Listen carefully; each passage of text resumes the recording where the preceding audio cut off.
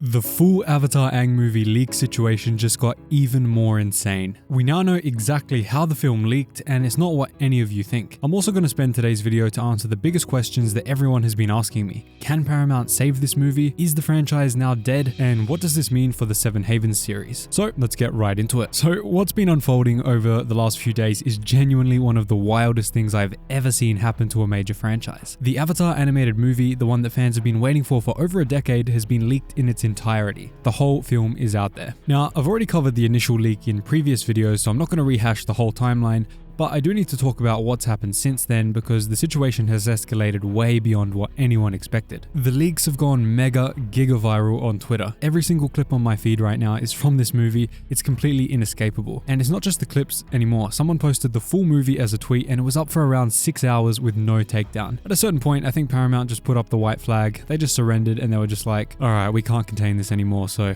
just let it run wild. It's already out there anyway, so what are we going to do about it? Now, the big update, and this is the thing I really want people to understand, is how this actually happened. According to my good friend the Avatarist, go check him out if you haven't already, this wasn't actually a hack. Apparently what happened was Paramount put out the movie for the DVD distribution people so that they could start creating the DVDs for the movie for the release. And then once it got to those distributors, somebody went rogue on the distribution team and immediately leaked it to everyone else. Like he said, within 10 hours of the distribution screen is going out, it was already leaked and all over the internet. So I assume it was this original rogue DVD distribution guy who emailed it to the guy on Twitter who originally kicked off the whole leak fiasco on Twitter. And honestly, I gotta say, that's even more embarrassing for Paramount. It came from their own distribution house. It didn't come from them getting hacked. It didn't come from any kind of like malicious action from the outside. It came from one of their own people. Now, I don't know if this guy was just disgruntled that the movie never got released like in the theaters as it was supposed to, or if he was just upset that there was no trailer for so long. But either way, it's a horrible situation. And look, it's out there now. There's nothing we can do. The artists have already been paid, so that's the good thing. But there's nothing we can do now. It's out there and we got to deal with it. But now the next question is, can Paramount actually recover from this? And I think the answer is yes, but only if they are willing to be creative about it. So I cannot stress enough that they need to drop a trailer immediately, like yesterday. The conversation is happening right now, whether they participate in it or not, and every day that they stay silent is another one where the leaked footage and spoilers define the movie instead of their own marketing. Now, please remember that Paramount has not released a single official image or anything for this movie. The only image that we have seen that has gone viral is one that was released just to investors in a private meeting like years ago. It's years old now, and that's all we've got from the movie, and it's not even official for the public. The movie actually wrapped like a year ago, and it's been sitting on their servers for ages up until now. Now, they did have some reshoots and some stuff to come in with Studio Mir to come and fix up the movie for any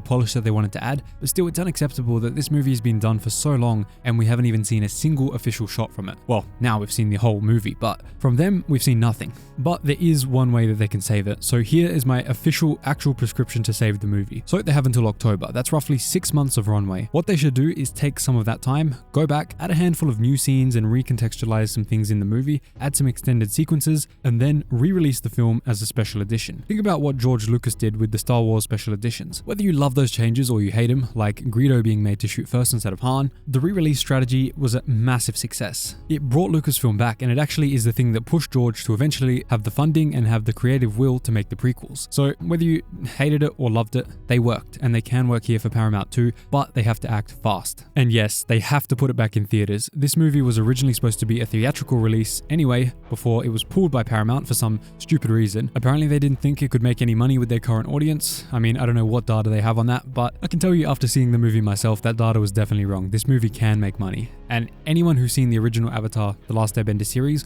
will absolutely love it. It's a love letter to Avatar fans. So then when they put this special edition cut in the theaters, you suddenly have a situation where the people who watched the leak version are curious about what's new, and the people who avoided the leak are excited because the buzz around the movie was absolutely massive just from the leak. So that way you can bring in both sets of fans, the ones who didn't want to watch it on the leaks and the ones who have already seen it, and they're both going to come together to make a pretty big, or at least a decent box office for this movie. That's my plan. Release a trailer now, add some scenes to make a special edition, and then put it back in theaters, and this movie could make easily a few hundred million, maybe even $1 billion, honestly. With the amount of fan base that this series has, they could easily make $1 billion. And then what you do for the marketing campaign of the movie is you make it about the fact that the version that people saw was unfinished and the real experience is only available on the big screen. That way you can turn a disaster into an event. Everyone who's seen the leaked version has to go see it now to see what's changed. Now, that leads us to the question, is the Avatar franchise dead because of these leaks? So I have seen a lot of doom and gloom in the comments and on social media saying that this is the end end of the Avatar franchise. People are saying that the franchise is finished, that Paramount is going to shelve everything, the artists, the animators are all going to get fired, and the franchise is now killed forever. So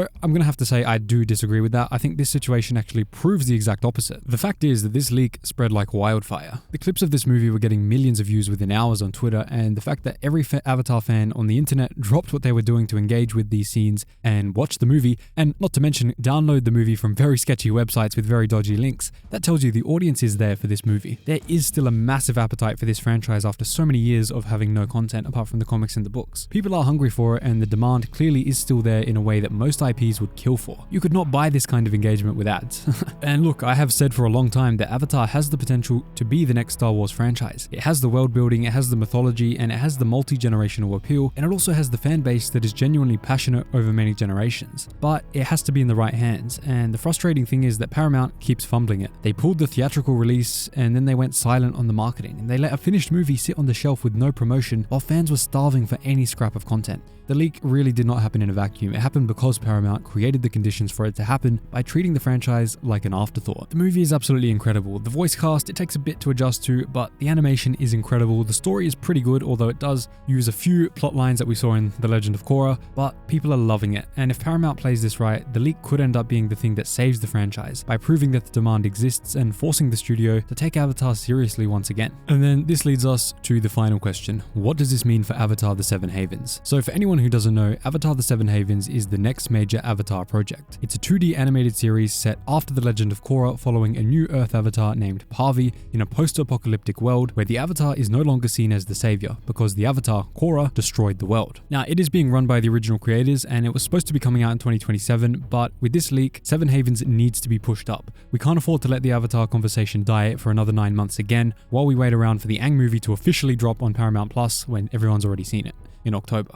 The momentum is here right now and we need to capitalize on it. People are talking about Avatar in a way that they haven't in years. And that kind of energy, it has an expiry date. It's not going to last until 2027. So Seven Havens needs to release this now. And here's my plan for the Seven Havens. Get the Aang movie out the door now in the way that I mentioned earlier, putting it as a special edition in the theaters, and then immediately begin the marketing cycle for the Seven Havens. Don't let this conversation die. Go from the Aang movie hype into the Netflix live action Avatar hype cycle, which will be around the middle of the year. And then from there, roll into the Seven Havens promotion and marketing straight away. Let everyone forget about this leak even happening and keep the franchise in the spotlight, because the worst thing Paramount can do right now for the Seven Havens is to dust off and settle down and allow people to move on from the franchise. I mean, the Seven Havens already has everything going for it on paper. The original creators are back, the setting is genuinely fresh and ambitious, and the premise of an Avatar who is feared rather than loved is exactly what kind of storytelling would go well in an Avatar series for the 3rd edition. And of course, it's making Korra into kind of a villain figure at the start at least. And this is something that so many fans want to see, because a lot of fans didn't really like The Legend of Korra. Personally, I loved it, apart from season 2. Season 2 was terrible, but a lot of fans do not like Korra, so having her in a villain kind of position at the start of the Seven Haven series could be absolutely epic to get those fans who didn't like Korra back into the series. So those are my plans, those are the answers to all of the 3 big questions about the Avatar franchise. No, it's not dead, and the Seven Havens still has a chance, but they have to fight for it. Thanks so much for watching, guys, and I'll see you in the next one.